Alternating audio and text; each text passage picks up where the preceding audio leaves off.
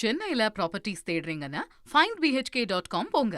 Matching ப்ராப்பர்ட்டிஸை AI உங்களுக்கு suggest பண்ணும்.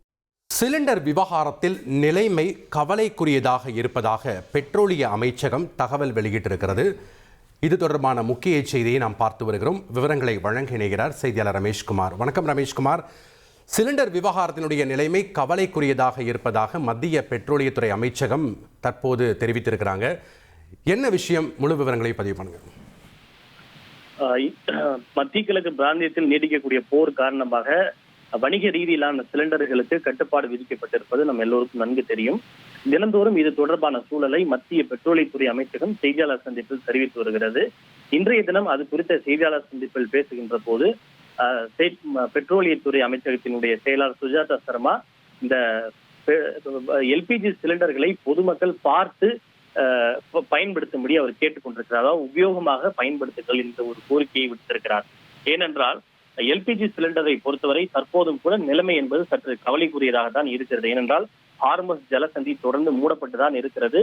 வரக்கூடிய எல்லா எல்பிஜி கப்பல்களும் அதை தாண்டிதான் வர வேண்டி இருக்கிறது. இருப்பினும் அந்த ஹார்மஸ் ஜலசந்தி மூடப்பட்டிருப்பதால் தங்கு தடையின்றி வருவதிலே தொடர்ந்து சிக்கல் நீடித்து வருகிறது. எனவே எல்பிஜி சிலிண்டரை பொறுத்தவரை நிலைமை இன்னும் கவலைக்குரியதாக தான் இருக்கிறது. ஆனாலும் கூட உள்நாட்டை பொறுத்தவரை இதுவரை எந்த ஒரு சில்லறை விற்பனை நிலையங்களிலும் எல்பிஜி சிலிண்டர் தட்டுப்பாடு என்பது இதுவரை பதிவாகவில்லை.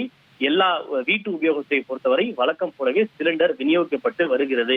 இருந்தாலும் கூட நிலைமை இன்னும் கவலைக்குரியதாகவே இருப்பதால் பொதுமக்கள் சிலிண்டர்களை பயன்படுத்தும் போது பார்த்து பக்குவமாக உபயோகிக்கும்படி அவர் ஒரு வேண்டுகோள் ஒன்றை விடுத்திருக்கிறார். அதே போல கச்சா எண்ணெயை பொறுத்த வரைக்கும், பெட்ரோல் டீசலை பொறுத்த வரைக்கும் நமக்கு எந்த விதமான பிரச்சனையும் இல்லை. கச்சா எண்ணெய் போதிய அளவுக்கு இருப்பு இருக்கிறது. பெட்ரோல் டீசல் கூட வழக்கம் போல எல்லா பெட்ரோல் நிலையங்களிலும் கிடைத்து வருகிறது. நமது சுத்திகரிப்பு நிலையங்களும் வழக்கம் போல செயல்பட்டு வருகின்றன என்கிற ஒரு விஷயத்தை தெரிவித்திருக்கிறார்.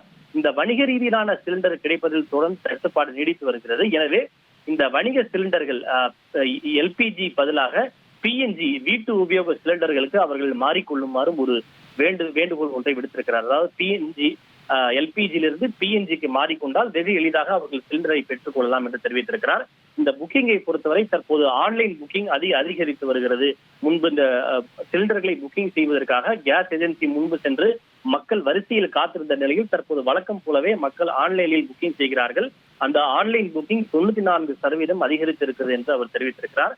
அதே போல இந்த சிலிண்டர் பதுக்கலை தட்டுப்பாடை பொறுத்தவரை நாடு முழுக்க மொத்தம் 15,000க்கும் மேற்பட்ட இடங்களில் சோதனை நடத்தப்பட்டு 25,000க்கும் மேற்பட்ட சிலிண்டர்கள் பறிமுதல் செய்யப்பட்டிருப்பதாகவும் அவர் தெரிவித்திருக்கிறார். நன்றி ரமேஷ்குமார், உங்களுடைய தகவல்களுக்கு.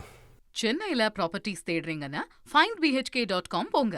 மேட்சிங் ப்ராப்பர்ட்டிஸை AI உங்களுக்கு சஜஸ்ட் பண்ணும்.